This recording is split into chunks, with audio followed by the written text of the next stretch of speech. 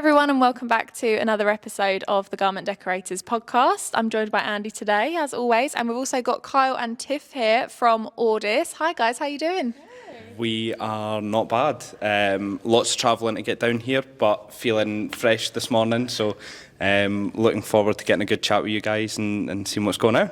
Thank you very much for making the trip. It was a long drive down for these guys, so we, and I'm sure our listeners, really appreciate you making the time. We're going to have a nice long chat today about all of the stuff that Orders do, Kyle and Tiffany's roles there. So you guys are quite customer facing, aren't you, within your jobs? So how, if somebody was to, want to get in contact with you, or explain your roles a little bit more about what you do within Orders? So generally, we have people who are out on the road that cover all of the UK and Ireland, but sometimes people are quite hard to reach, if they're going to be out driving, if they've got events on, if they have something that's already planned in, or they can't stop to have a look at things. We are based at HQ, so that people have a nice, easy contact. They can just give us a ring on the Orders Hotline, as it has been named, and ask us all sorts of questions. Because we are at HQ, all of the other teams are in there with us. So if there's anything that we don't know, we can quite easily just go over and ask somebody else, get the answers there and then, and go straight back to people. All about making sure that we offer as much support as possible, and stuff like samples, colour swatches and brochures, and even just the very niche pieces of product knowledge that people can gain from giving us a ring. Anything to make lives a bit easier, because I'm sure you guys understand that it's a very hands-on job doing something like this, and to stop and spend hours in front of a computer researching or trying to get a hold of something can be really difficult. So if there's somebody that they can just lift the phone, leave a question with, go back to what they're doing and wait on a ring back, then it makes their life easier. Who called it the Orders Hotline? Was that you guys, or was that your customers? Give you 3 guesses. I was going to say you. Oh, really? I assume it was James. That's going to be my first guess. Was it? You hit the nail on the head. Yeah. Mr. Homan. Yeah, we way back when this first started in office, because obviously we had the team out on the road for about a couple of years before we had anybody in the office doing what we do now. So we had a big chat about, how's it going to work, and how do we try to offer the same level of service that you can in person over the phone, which can be quite difficult at times, but we do as much as possible to really understand the people who we're speaking to on the other side of the phone. It's a huge part of when I speak to somebody is finding out how they got the name of their company. There's some very interestingly named companies, and I always like to get the backstory on it and get a little bit of information on, what made them where they are today. But to get the Orders Hotline has just become like this one answer fits all sort of place where people can just ring up and get absolutely anything.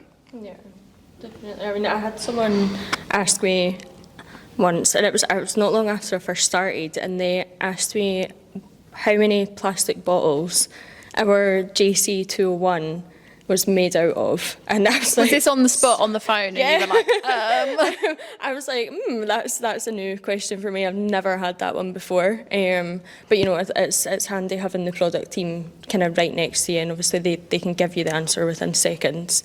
Turns out it's 9 550ml plastic bottles. Interesting. So, bit of knowledge for anyone out there. 150ml as well, very specific. Yeah, exactly. But yeah, it's good to find out little niche pieces of information as well, because I feel like you cling on to them, and you pass the knowledge on, so it's always good. So, I mean, most of our customers, most people listening are going to be familiar with Orders, but just for anyone that's new to you, this is the first time they're hearing from you guys, can you just give us a quick overview about the different brands within Orders and the different types of products that you can offer people and the areas of your expertise that way as well? Yeah, so I mean, we cover quite a variety of garments, I would say. I mean, we've got JustHoods, which is our leading brand. The JH001, you know, you can't go wrong, you guys know. I'm looking at one right now. Very nicely printed. So we've got JustHoods, which is your, you know, hoodies. You've got some joggers in there. You've got shorts in there. We've got Just Cool, which is more your gym wear, sportswear. Some really nice garments in there, and we also have some recycled, you know, garments in there as well. We have Ecologie, which we've tried to introduce some more fashion-forward pieces into that this year, like matching sets. So we've got a hoodie, joggers, sweat, and we have the AWDis, which is a nice 220 GSM t-shirt. And I'll let you do the other ones. So a lot of people, I don't think, realise that we have ProRTX as well. ProRTX has become a huge part of what we do. Obviously, you have all of these AWDis brands, and then ProRTX is our workwear range, which sits sort of separate because the colours that are in that range are built for a workwear market. You know, nobody's coming in and looking for Orange Crush, although actually very recently I had somebody coming in looking for Orange Crush for their workwear. But it's a very workwear forward brand, and it gets such a good rep with everybody that we speak to. Everybody's always so happy to discover that ProRTX is something that we can help with. You know, there's been some promotional garments and stuff recently made, and the ProRTX one has absolutely flown out of our door.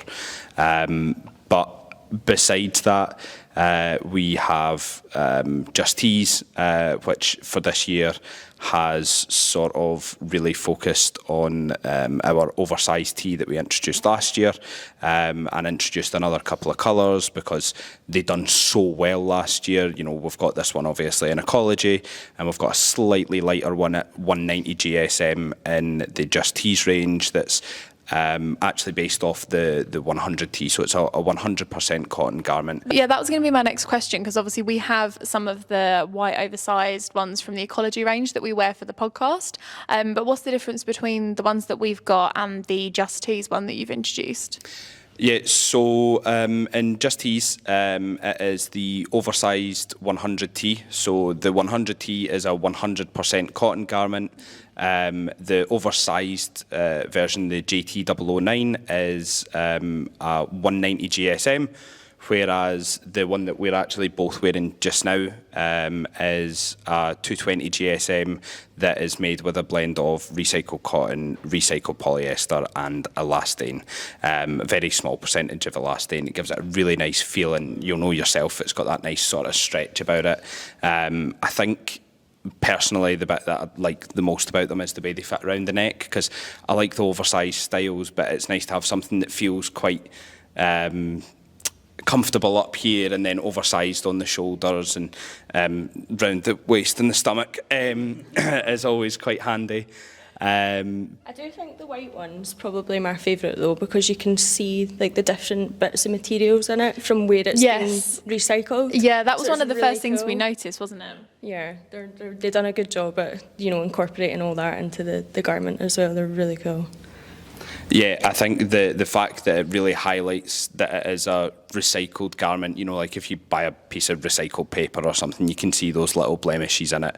It's really nice to have that little bit extra to very quickly show that it's a recycled piece. A lot of workplaces are quite focused just now on doing that little bit extra, and swapping out some uniform is a very easy way to quite quickly do your part for sustainability and at least take one step into that market. So to have something on top of that that even highlights that it is a recycled piece makes it so much easier. The other ranges that we have, So Denim has done quite well because it is such a very traditional thing for people to wear. You know, in a hospitality market, everybody sort of wears, you know, jeans to work and that sort of thing. So it's quite handy to have that there as well, that can tie in and pair with all these other brands. You know, there's not a lot that doesn't go with denim. Yeah, and circling back to what you said about, was it RTX Pro, your workwear brand? ProRTX. ProRTX, yeah. The workwear market, I mean, we've kind of touched on it in previous podcasts, but it's such a massive industry, especially for heat printers. And I think a lot of people don't realise the scale of it. Like if they did start to print within the workwear industry, how much opportunity there is out there for it. Definitely. I mean, everyone's always looking for workwear. I mean, there's never going to run out of stuff like that. And the RX 101, that just seems to be in every market possible. It's nuts how much that sells. It's crazy, but it's a good garment. So, and it definitely is useful, the fact that you do both, because everything with workwear is so fashion forward now, isn't it? I mean, the cuts, the colours, the styling of it, but being able to mix and match between the Orders stuff and the ProRTX stuff is quite useful for our customers, the people listening to this, because it means you've got a variety of options depending on who you're talking to that way. Yeah, definitely. I do you know, I really didn't see it before doing what I do now, that people would sort of sub in and out between ProRTX and AWDis, you know, the JustHoods and that sort of thing. I think in my head it's always been very separate, but speaking to people who day in, day out place these orders and have people come into them looking for different bits and pieces, people generally for workwear, they just want something that they're going to like.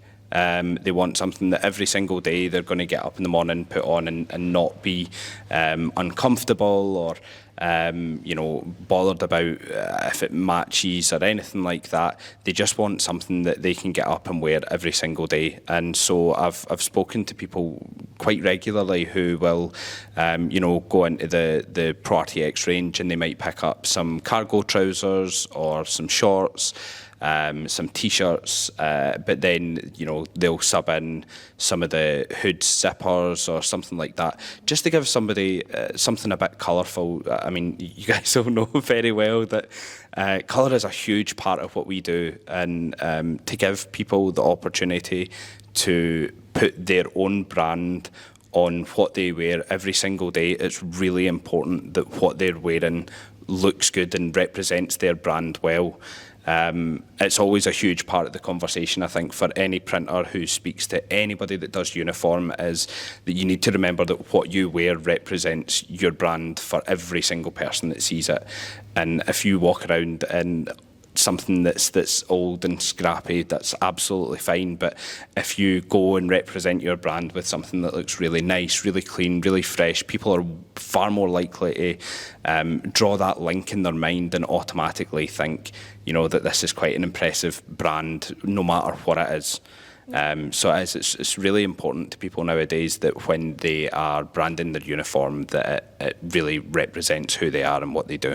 I think as well, in the workwear industry, a lot of people that we speak to, you kind of find that a lot of them work by word of mouth. So companies will see one company wearing the uniform and they really like it. So, you know, it kind of passes about that way, which is really good. It's good for the printers as well. Gets them a bit more. I definitely echo that. Localised marketing is everything for heat printers and garment decorators in general. So, but having those walking billboards and, like you say, making them look good, they're much more likely to come back to you or ask that person who did that work for you and get referral business off the back of it. Yeah. I mean, I hadn't even really considered how much for the printer it's beneficial as well, because you're absolutely right. It's not just that the brand themselves, you know, whatever workwear it is representing themselves in their own business. The printer as well, this is their work, and whatever it is that you produce, if somebody asks about it, it's about the best bit of business that you can get. Word of mouth stuff always seems to be the most reliable, because people trust what they see and what they hear from the people around them. And definitely workwear is a huge thing. I think a lot of small business owners especially tend to speak to each other about all these little things. I think on a certain scale, people are far more likely to go and let people know about something good that they've found, or something that saved them a lot of time or a lot of effort. Something that, like our RX polo tops always get a really good rep because people are not having to replace them every 2-3 months with something new. Everything in the RTX range, when the product team benchmark it, they look at what temperatures you can wash everything at, for absolutely everything that we do. But when they do ProRTX, they go right up to 60 degrees, because the idea is that we want to produce something that people will be able to buy and wear day in, day out, and it doesn't matter what sort of industry that you're in. If you get a bit of something on it and you go and you wash it, then you come away and it's absolutely fine. It's no big deal. You're not looking to replace it. Absolutely. So one of the things we really want to get stuck into with you two here is, because everything we do here is always trying to eliminate mistakes for people and answer questions before they need to answer the questions. And you two being on the front line with the hotline is trying to understand what questions that you two get asked on a regular basis. What are the kind of like top 3 questions you get asked, so you can answer them here today, and hopefully that will help people. So those that are like, I don't know if I want to ring up, or they're a bit shy, or they're afraid to ask what they perceive to be stupid questions, even though they're not. What do people most commonly ask you on a day-to-day basis? I think a lot of the time, when people look to get into this market, maybe even for the first time ever, the first thing that they do is look to find their supplier for their garments. And so many people call us up and they want to know about, sourcing and all that sort of stuff. But then straight after that, the first thing that they want to know is, can I use what it is that you have? Nobody really tends to enter this market with absolutely every piece of machinery there at their fingertips. So a lot of the time people will say, oh, well, I've got a heat press and, I do a bit of vinyl. Am I going to be able to use that on what it is that you have? Now, we produce everything with the printers in mind. Anything that we put out into the market, the idea is that it's supposed to be as easy to decorate and as versatile as possible. So when the product team do all their benchmarking, and when they look at, like the temperatures that things can be washed at, and get out nice care labels and everything, one of the things that they look at is how well everything prints, or how well it embroiders, how well it's going to take any sort of decoration process. And then they make all that information readily available to everybody. So on each of our websites, we have a resources page that contains a huge amount of really, really helpful resources if you're just starting out. Stuff like our pack shot imagery is all there, the model imagery, but one other section is the print guides. And those print guides are not there to tell you how to print, because to be honest, that you guys do that much better than I would. But the idea is that you can go on there and very quickly look at the decoration processes of each of the materials and see very, very quickly, will I do heat transfer vinyl? Is that going to work with this garment? And we give it like almost a star rating out of 5, and we'll say, yeah, this works really well with this, or don't even attempt it. You can't sublimate on dark cotton, but your very, very light polyester, ideally your white polyesters, will be absolutely fine. So in each of those print guides, it gives you a quick breakdown of different kinds of decoration, how well they work, and any sort of just little pieces of additional information that we would recommend before you go ahead, stuff like avoiding scorching and stuff like that. So there's lots of good information on what you can print and how you can print it, and I think that is probably the number one thing people ask when they get in touch. Tiff, you can take the next one. I was going to say a close second would probably be, and you guys will know yourself, colours. We get asked about, Pantone references, hexadecimal codes. I mean, Kyle had someone call up once and they mentioned that they really liked was it Air Force Blue? It was. Yeah, so they wanted to know the Pantone reference so that they could take it to B&Q and get a paint made up to paint their son's bedroom with it. So that was something new. And I think with so many colours as well, I mean 87 and the JH001 alone, it can be overwhelming sometimes, and you guys will know as well as probably any printer, you can look at a colour card on a screen, but it's never going to be as good as seeing it in real life. So I think sometimes people get a bit overwhelmed, there's so many shades of blue, like what kind of blue do you want? So it's always kind of good talking through people, and you really start to see how the product team come up with the colours as well, because, when they brought out Lagoon Blue this year, we were all kind of like, another blue? But we need that? Yeah, but then when you look at the colour card, you really see how much it was missing. Like, you don't realise until you actually see it. It's the different shades, isn't it? That happens with us when they bring out new colours of like heat transfer vinyl. And obviously like transfers, it's different because we can print literally any colour, any gradient. So we see cool designs come through and we're like, oh, that's amazing. But we don't get excited about adding new colours because they're there already all the time. But with the vinyl, they'll add new stuff in and we'll be like, oh, they introduced like a sage or like a mauve. And you think, oh, really, more colours? Do we need them? And then you see them and you're like, oh, yeah, okay, I'll take that. I think, digital lavender, that was a huge one for us last year. The product team kind of, they took a risk and brought it out in October, which we don't normally do. It's normally January for any colours. But it was voted, was it Pantone Colour of the Year?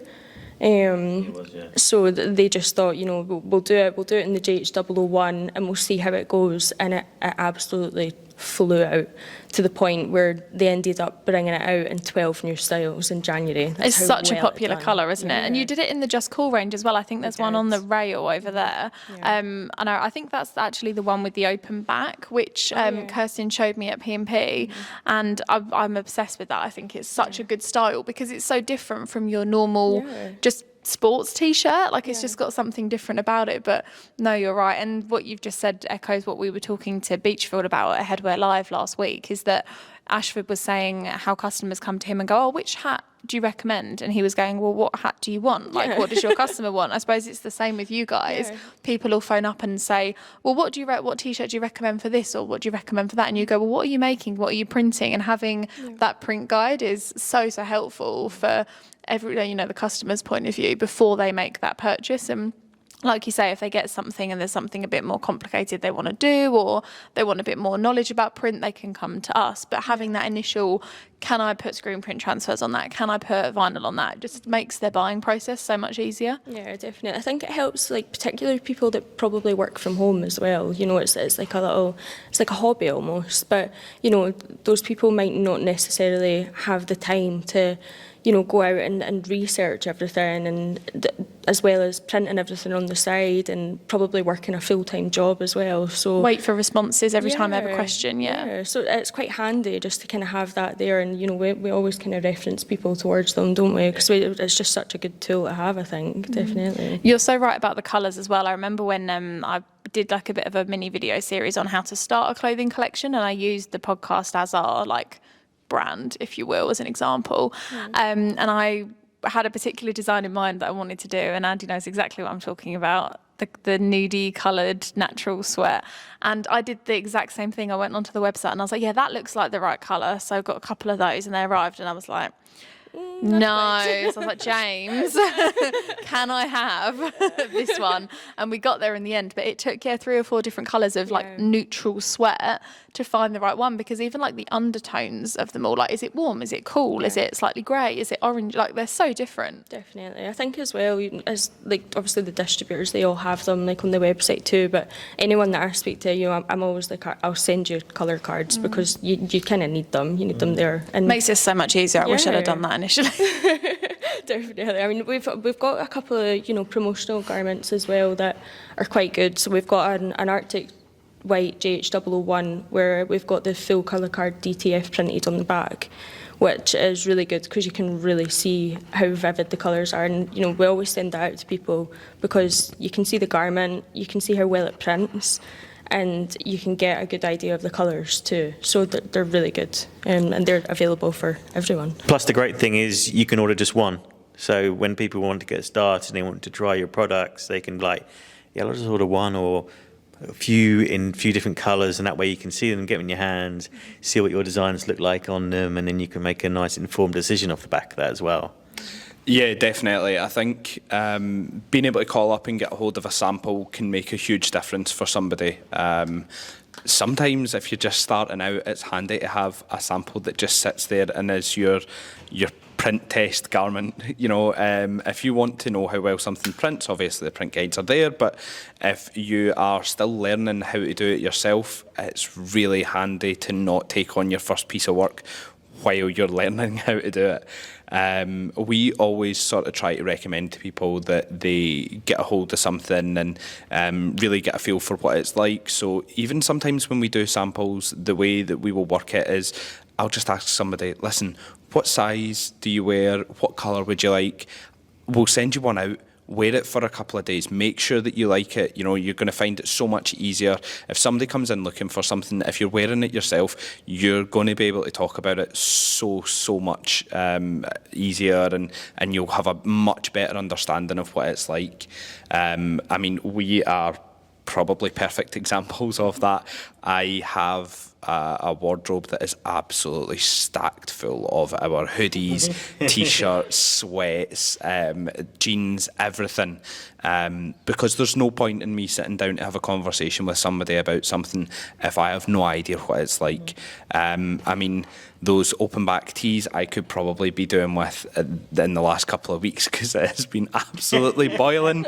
They're not quite my thing, but it is. You'd get good looks wearing that for the office. I don't think that marketing would appreciate that, to be honest. But it is one of those things where it's so much easier to talk about something you actually know about. But the good thing with stuff like that open back tee is the fabric that it's made of is a fabric that we use for a number of garments. If you look at JustHoods, for example, there's probably 2,500-3,000 SKUs in JustHoods alone, but there's 18 different fabrics. You've not got to go through a huge different process every single time you want to pick up something new. A lot of the time you pick up a JH001 first, nice and easy and versatile, that prints well and hopefully be very, very easy to get into any conversation with any customer. But then if you want to start diversifying your range, if you want to start doing our AWDis, for example, or our sweats, that's fine because they're made with the same fabric. So, it's the same fabric composition, it's the same weight, it's going to print just as well. They're both cotton faced.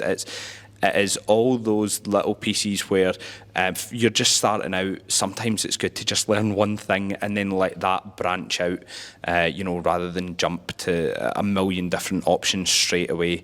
Even for customers, sometimes if people are coming in and they don't know what they want, it's not always a good idea to say, well, here's everything that I do. Just give them a couple of examples. Here's some stuff that I wear personally. Here's what I've heard from other people. And then suddenly it becomes a much more narrow choice, but a much easier decision to make. It's a great thing to wear what it is that you sell yourself, definitely.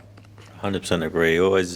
It's always whenever we do events here and people don't turn up in their own branded stuff for their business, I'm always a little bit disappointed because I'm thinking there could be an opportunity even if you're just definitely walking around town in Braintree on your way here or something like that, or you're on a train to get here.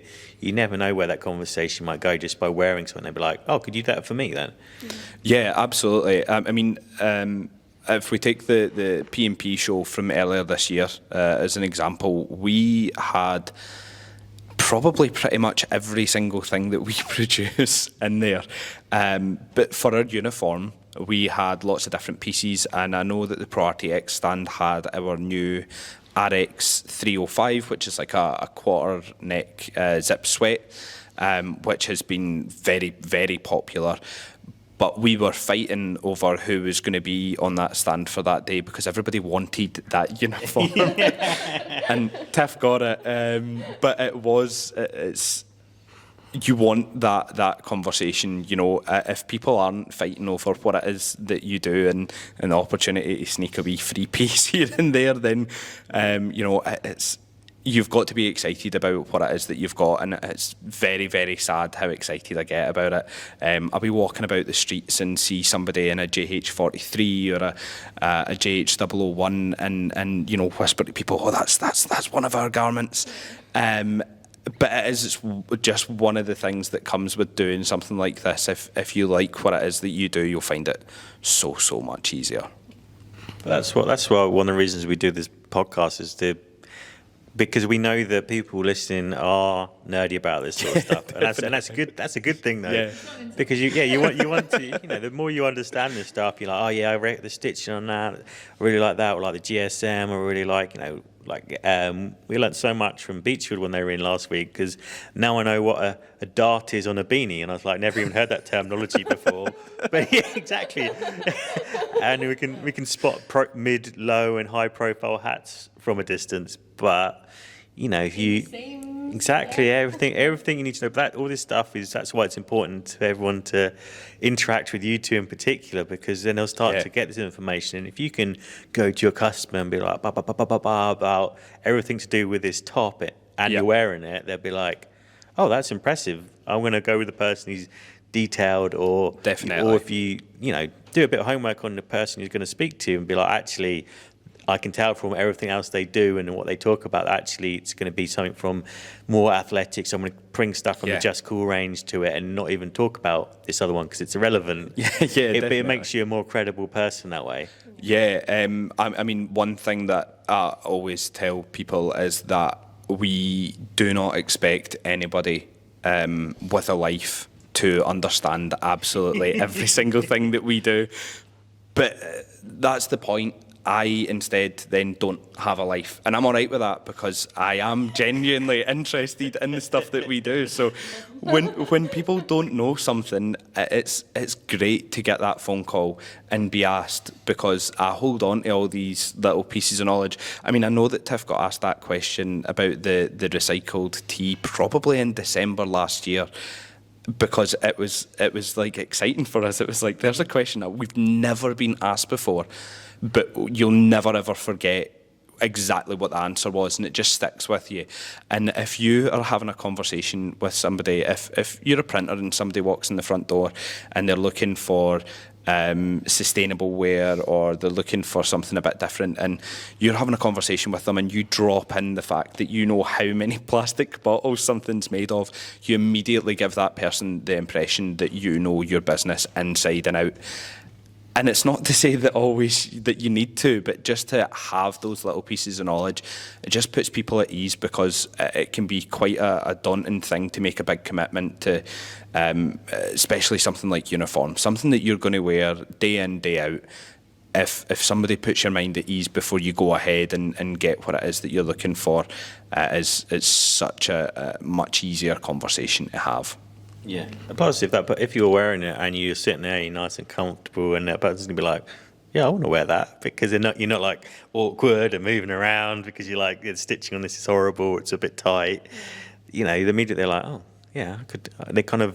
They build a connection with the garments and the process that's gone into decorating this from the very beginning that way as well. Yeah, definitely. I think people kind of underrate how big of a deal it can be to see, all the different things that go into producing what it is that they wear as well.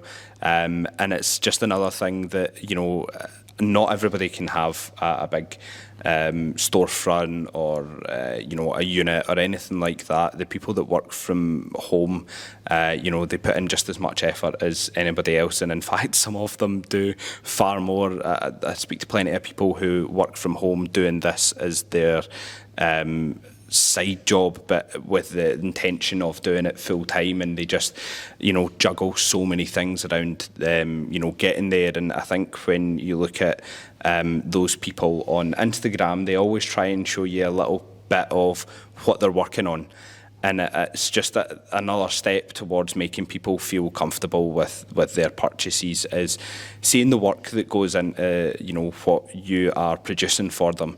I know that when we are on Instagram and we see all the stuff that you guys do, I mean, I won't lie, a lot of it does go over my head, but it's great to see, there's so much effort and little pieces of knowledge that you need to have, what pressures you need, what temperatures you need, how long for pre-presses and all that sort of stuff. That's right, Alison. It's really, really important, and it makes such a difference. People have so much more confidence in what it is that you produce for them when they can see how much effort you put into it yourself.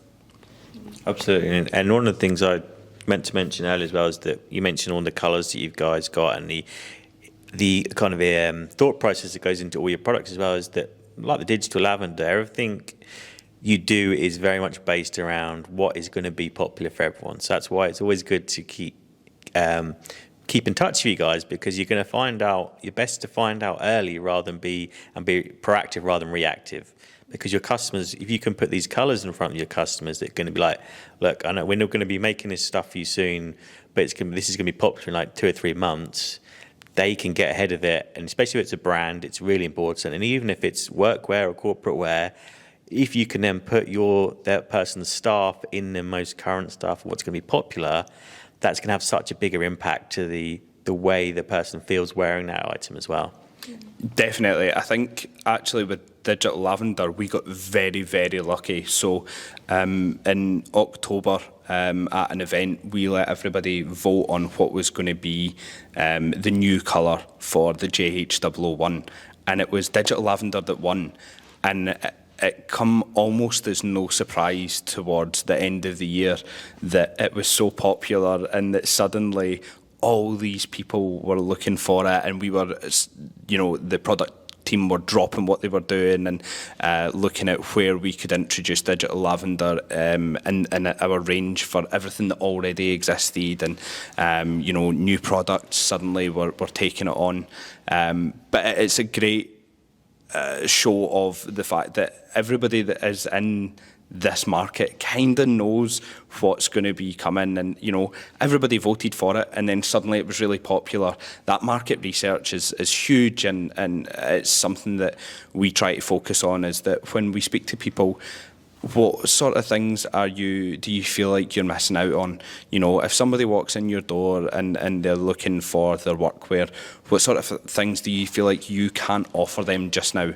So it's always good to hear from people, because they tell us and we tell the product team, and then the product team are aware of it and they're researching it, and they know the value of all of this, because as much research as they do, they're not running their own print shop. They've not got one of these businesses themselves, and the people that hear about it more than anybody are the people that deal with it day in, day out. So it's really, really, it's good to get those pieces of knowledge about what kind of colours we think are going to be popular and stuff, and a lot of work does go into it, but hearing from the people that work with it is absolutely up there with the best ways of researching it. Yeah, I think that's such an important point to bring up as well, because from a similar point of view from what we do every day, Andy and I create, educational content to help printers, and, that's a massive part about what we do here at Target. But there's only so many things that we can do before we sit down and go, what video are we making today? Oh, we've done that, we've repurposed that already. Whereas when somebody comes to us and goes, can you do a video on how to do this? Oh, how do you do that? I'd love to know more. That makes our content so much more valuable. It's the same with the products. They're coming to you saying, this is what I need to know, this is the product I want to sell, this is what my customers are asking me. It makes my life easier, but it also makes our content a hell of a lot more valuable to them, because you're not just producing the same stuff day in, day out. So coming to the people from our customers that are listening, going to your suppliers and actually telling or asking them what you need, don't be afraid to, because it makes our lives easier. Yeah, I was going to ask you, and not to put you on the spot, but I'm nervous now. Yeah, no, you absolutely should be. So I think obviously we discovered you guys on Instagram, and it's no surprise with the amount of interaction and engagement that happens on your page. But when we look at what you do, it's always interesting to know the background of how it came to be. And I was looking forward to asking, how did you guys come up with the podcast? You know, how do you week in, week out come up with something to put on Instagram and on social medias and YouTube and all that sort of thing to keep things fresh? Because I think social media is becoming like a really, really big part of small businesses and a great way to promote yourself and get your name out there. Yeah, well, some businesses run solely on social media, don't they? I mean, we've had the discussion with people so many times before. Running an Instagram business is great, but make sure you have all your data in your CRM system, because if that suddenly disappears or you get an error or you lose your Instagram page, you've lost your business. So you can run a very successful business online, but have that backup all the time. I mean, the podcast wasn't necessarily something we've always talked about it. I mean, we're 2 years? No, year and a half in at this point. It wasn't something that we sort of planned for ages and ages. We'd had conversations about it, and we just sat down to record a test episode one day to see how it would go, and that ended up being the first episode that's still live today.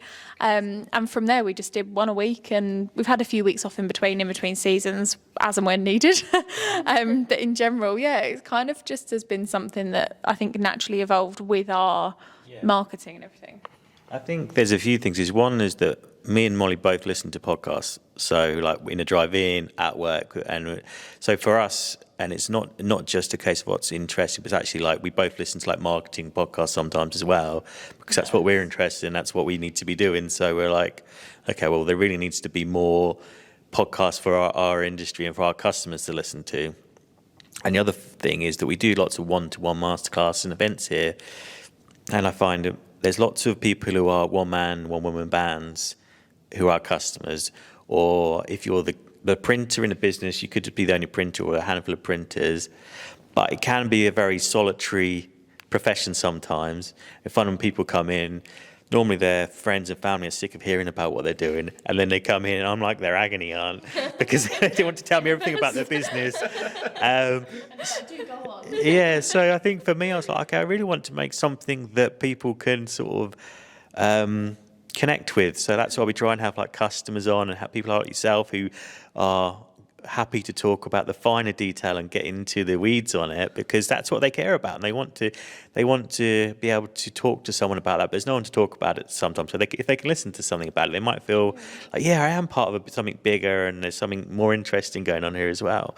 Yeah, I think definitely. I mean, obviously you mentioned earlier that everybody gets a bit geeky about this sort of stuff, but it's not a bad thing. And I think sometimes when people call in or even when we call them and we're talking about what it is that they do and, you know, how it all come to be, they get a little bit nervous about being passionate and really getting into the nitty-gritty of... But I think you need to, don't you? Yeah, that if that's the industry you're in, the fact that you have passion and you have that kind of interest shows you're in the right industry. If you're just printing T-shirts for the sake of making money, I mean, people do it, don't get me wrong, but, you know, if you're making money, great. But if that is your passion project, then I think there's nothing wrong in that.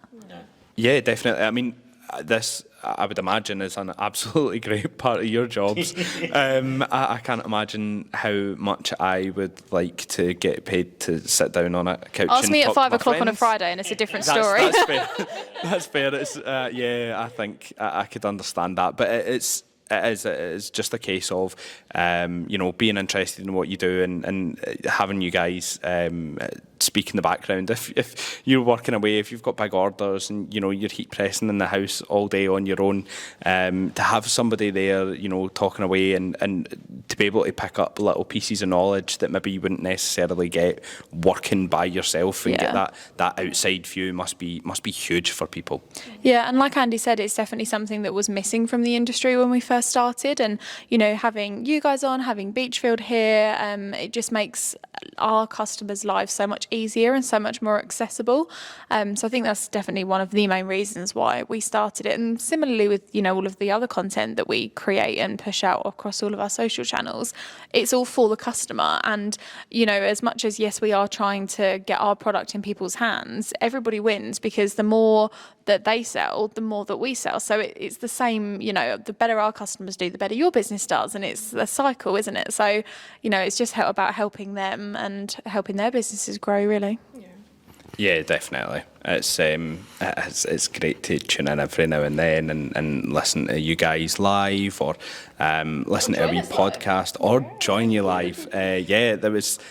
That was really, really good to be a part of your Leversity Live. I think to get a bit of more of an idea of what happens for people when they get into the market is massive. Like I say, we speak to a lot of people who are just doing this for the first time ever, and to be able now to say, well, actually, you can go and watch me live on Target Transfers and get a really comprehensive view of exactly what you need and what is really required to launch this side of your business. I think looking at a printer market, it's very difficult to have reliable income. I always express how big repeat customers will be for people, because there is not always the case that you're going to have somebody approach you every single week or every single day. But if you have stuff like Leversities, although things have slightly changed where people tend to be doing them a little bit earlier in the year than they were doing previously, it is that Leversity season's coming up. That's great. That's almost a guaranteed bit of income, something that's going to keep you going and mean that you can really focus on your marketing and stuff like that, because this is going to be ticking over in the background while you're doing the hard bit of running your business. It's a big deal. I think for us, we just want to see our customers succeed. So one of that is, let's try and talk about mistakes that people make so no one else makes them. In the same way that I'm sure that you both, so there'll be things that your customers say to you and think, I'm going to buy like 1,000 of these, and you're like, what? Why are you doing that? You normally order the other product because that's your customer type. Don't do it. You stop them from doing it. Stop them from making that mistake, because then they'll be more successful. Like, oh, thank God you talked me out of that, and I went for this one instead. And all at the same time, we're like, well, we see everything that goes through. I have an overview of everything that goes through production. So a couple of times a week, I look through everything to see what sort of work is going through, what type of customers are going through. And I think, and I can be like, I've had a really good idea for how we can help people, and be like, have you thought about doing this? Or we did an episode a couple of months ago about how to find local businesses and what is the business on your doorstep. And I did a little quiz for Molly, like, guess how many people in the town of Braintree are doing this or doing that. I watched this and I wish I could remember that. Yeah. And it was like double the amount of opportunity you thought on most of them. Yeah. But if we can try and get everyone to think about that, then they can be more successful and be like, well, actually, you probably could make quite a healthy living without going more than 10 miles outside your house. Yeah. Absolutely. I think people maybe don't even realise, when you look at it from somebody else's perspective, you start to notice things that maybe you just didn't even think of. Like, everybody that I speak to, some of them get approached by one person for an absolutely huge order for an entire organisation. So somebody comes to you, they're looking for workwear for their entire office. Let's say there's 40 people in there. Only that one person knows who provided those, because I still get calls regularly on the Orders Hotline that say, oh, you sorted out my uniform last year, and I have to say, well, actually, sorry, I didn't, because I have no idea how to use a heat press, guys. I'm sorry. But to take advantage of those opportunities, I know that you guys do like the smaller platens for doing like inner branding on the neckline, and I always recommend that people do it, because it's the first place people look when they want to know, where did I get that again? And if one person from an organisation approaches you and they're the only person that has your contact details, you've supplied great uniform to 40, 50 people who have no idea who done it. So to say to somebody, if you brand everything up, then instead of reaching that one person, you've reached every single person. And it doesn't need to be work uniform that they're looking for in the future. It doesn't need to be a big order, nothing like that. If they're looking for a printer in future, they'll go, I have this printed thing, where did I get it from? And you'll be the first person that they contact. So, really, really making a point of making every single business transaction as effective and efficient as possible is huge.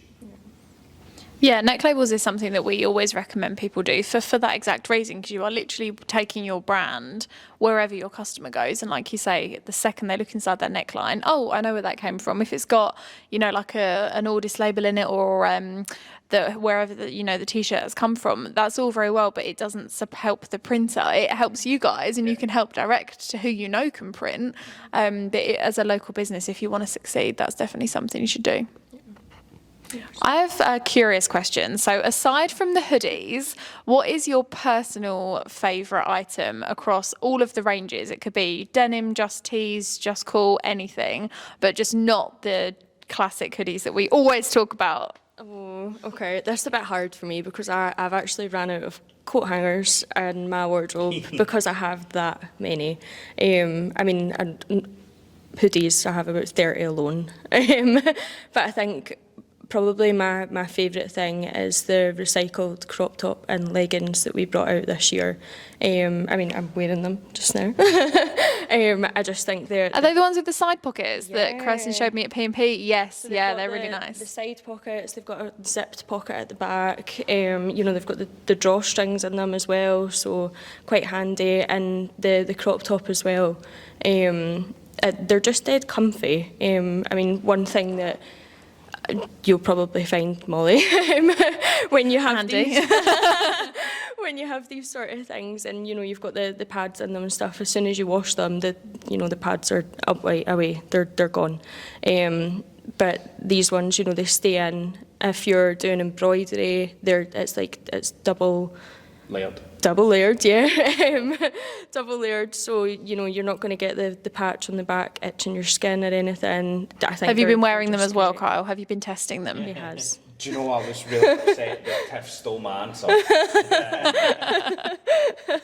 Yeah, I think the product team absolutely smashed them with these. They really did, and I just think more people should probably know about them. They're going quite well. I think we've got them in black and digital lavender, funnily enough, they're both gorgeous, and I can't stop speaking about them. I love them. Mm-hmm. Well, since I can't say the crop top and leggings now, I'm going to slightly cheat because I know we're avoiding hoodies, but I'm going to say in the Ecologie range this year we brought out the EA032, which is a sweat, the EA042, which is a hoodie, and the EA070, which is a pair of jog pants. Oh, so it's like a matching set. That's cool. Yes. So all of them are made with the exact same fabric. So same fabric composition, they're available in the same 3 colours, and they make great coordinated sets. Now, if I could get away with turning up to work in them, I definitely would. Although I would also probably fall asleep at my desk quite a lot. I really, really love the irony of jog pant and I do nothing but sit in the couch on wearing them. So the jog pants themselves are probably my favourite addition, much like the recycled white that we were talking about earlier in Ecologie. The heather grey, the heather colours already have those sort of blemishes, but it looks really, really good because it blends really well with the garment itself. And to be able to lounge around the house in a pair of jog pants and a hoodie, the matching set, it just feels so much more comfortable. It's loungewear, not jog pants, don't worry. It is, yeah. We'll go with that terminology. Yeah, sorry, the loungewear, they are. They're really nice, and the sweat fits really nice, and it's dead comfortable. And so I definitely, the new, they're called the Crater range. All the stuff in Ecologie is named after a national lake or a national park. There you go, another fun fact. Absolutely useless piece of knowledge, but you drop it into a conversation with somebody. It's interesting though, yeah. It just shows it's one of those things that sticks with you. One of those things that I find really interesting, and I have spent the time to go and look some of them up and have a look, because I think that's just a very, very interesting thing to randomly have in the range. It's not something that we advertise or plaster everywhere. It's just one of those, like, almost like an inside joke. Everybody knows it, and it's dead interesting to me. So one of the things I think there needs to be like a 23, 24 goal for you then, Kyle, is I think you should go to all these Great Lakes wearing the correct outfit and take a picture in front of them. That's a really good idea. Pitch it to James. Yeah, James, if you're listening, next product shoot. Yes, James, I would like to be involved in the product. Kyle will model the crop top and open back JH, whatever it is. I will actually go jogging in the jog pants. I will get as fit as the models are. Yeah, no, definitely. I've seen some of the behind the scenes of those photo shoots, and it is so much work. I think we should start a petition, so when this gets clipped on Instagram, if you comment below what you want to see Kyle in this next product shoot, the more comments we can get, the more likely it is to happen. Yeah, let's read out the Tag Orders Brand. Is that your Instagram handle, Orders Brands? It's Orders Brands. Yeah, and we'll get Kyle on a product shoot. Yeah, well, I did. It was an idea that was unfortunately thrown out, but feel free to revive it, guys. I said at one point that I thought a great idea would be to produce an AWDis calendar with all the BAs. Face. No. That's how you Do know. explain. So I thought, we were talking about things that, would show that we really care about what we do. And I thought, how great would it be if we all picked our favourite stuff, modelled it, claimed a month of the year. Oh, a literal calendar, a right? literal- Oh, I was thinking marketing calendar, like on this day. No. Go big or go home. Yeah. I want June. It's the best month of the year. So I want to be, the one for June. But all the brand ambassadors, and of course we would get James involved, would get a different month or a different picture, or it doesn't have to be of them. You just were the person that picked that image. Mine would obviously be of me, but No doubt about that at all. No, expected nothing less. Yeah, but it's just it was one of those ideas that unfortunately we didn't go for, and I've no idea why. Was it brought up in conversation, immediately shot down and never spoken of again, and then Kyle tries to bring it back around every time you have a meeting? I'll let Tiff take that one because that's quite a painful conversation for me to have. So every so often, Kyle tends to come up with these ideas, and yeah, we all just kind of give him the look, and it's kind of shut down from there. Move on. Yeah, move on. It's not happening. But yeah, I mean, maybe you never know. For someone listening, it will be a relevant idea to them, and they'll take it and run with it. Yeah, what about the when we done the live? You guys were having to wait for any of the cold peels for them to cool. My idea was you should be the first people ever to produce the cold press. So you put your stuff on the heat press, you press it, and then you take it off, you put it on the cold press, you press it, you take it off, and you peel it straight away. And it's a cold peel, and that's fine. So you can have that idea. You're more than welcome to it. I'll send that directly to Ted Starr. Do you see what I mean? Shutting it down. Yeah, straight no, away. I'm with you. Yeah. Just for your information as well, the equipment carts work very well as cold surfaces, just in case you were curious. But yeah. Is there anything else that you wanted to cover before we wrap up? Anything that your customers ask you about heat printing for anyone that might be joining us new from fans of the internal ambassador orders that join us for the first time, that you think that they might like to have a question answered about?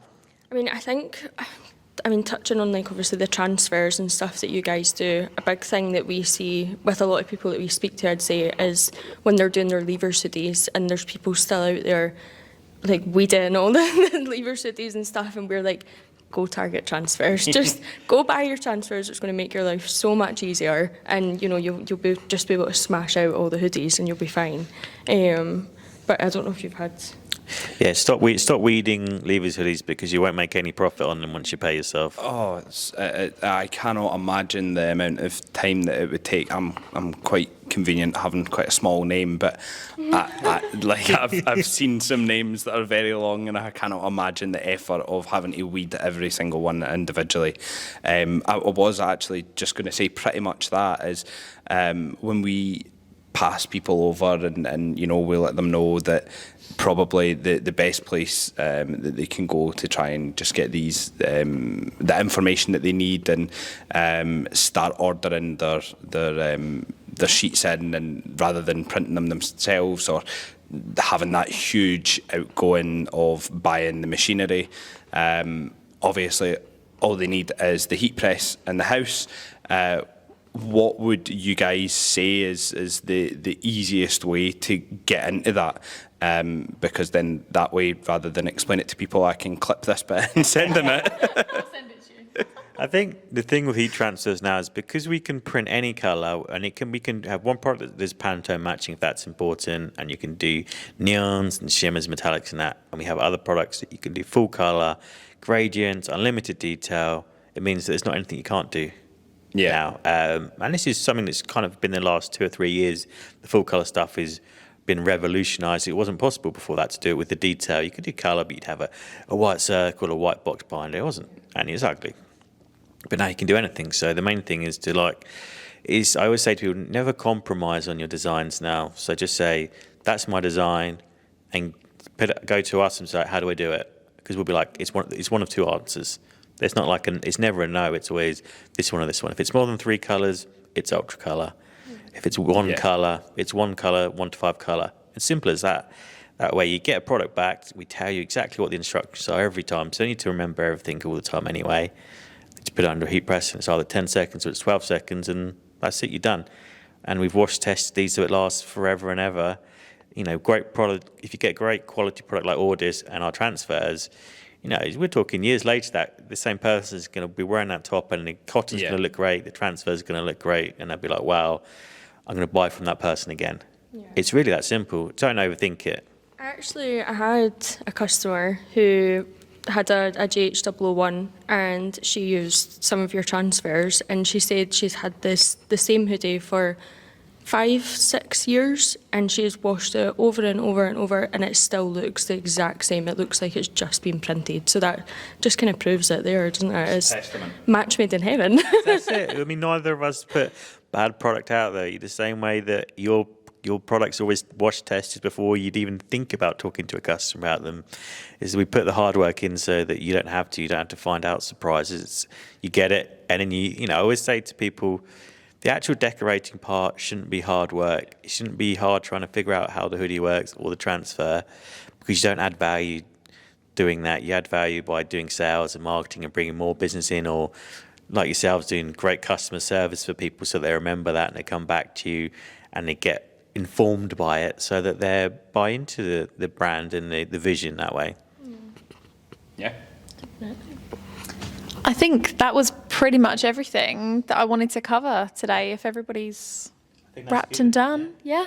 Thank you so much for joining us. We really appreciate you guys coming down and featuring on the podcast. It's been a great episode. I'm sure everyone's going to love it. I will definitely be sure to send you all of the clips that we have roasted James for and everything else afterwards.